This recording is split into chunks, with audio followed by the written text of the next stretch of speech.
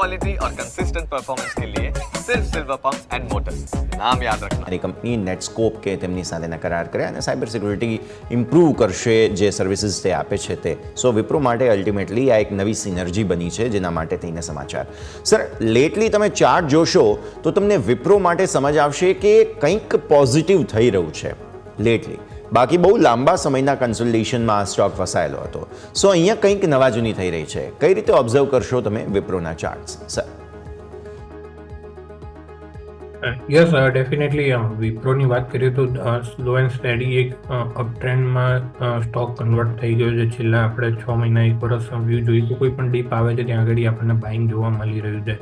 અને રિસન્ટલી હમણાં મારા ખ્યાલથી ગઈકાલે જે સ્ટોકમાં જે એક્સ બોનસ થઈ ચૂક્યો છે તો રેટ બી થોડા રિવાઇઝ થઈ ચૂક્યા છે. તો જે રિવાઇઝ થયેલા રેટ છે એમાં કરન્ટલી 290 આસપાસ ચાલી રહ્યો છે અને જે એનું નિયર બાય જે એક બેરિયર છે 310નું લેવલ લાગી રહ્યું છે. તો 310ના લેવલ સુધી આ રેલી કન્ટિન્યુ થઈ શકે છે. ત્યાં આગળ પછી આપણે જોવાનું રહેશે કે રેઝિસ્ટન્સ ક્રોસ થઈ છે કે નહીં. અને જો એ લેવલ ક્રોસ થઈ જાય છે તો પછી જે ઓલ ટાઈમ જે હાઈ જે વિપ્રોનું લાગેલું છે આપણે જે 2021માં જોયેલું છે 370નું લેવલ, તો ત્યાં સુધી પણ સ્ટોક જઈ શકે છે. પણ થોડો રિલેટિવલી સ્પીડ ધીમી છે બીજા બધા આઈટી સ્ટોક્સ કરતાં, પરંતુ ડેફિનેટલી એક અપ ટ્રેન્ડમાં છે સ્ટોક. અને કોઈ પણ ડીપ આવે તો ત્યાં આગળ 270-275 સુધી જો મળે તો ડેફિનેટલી બાય કરવાની સલાહ રહેશે.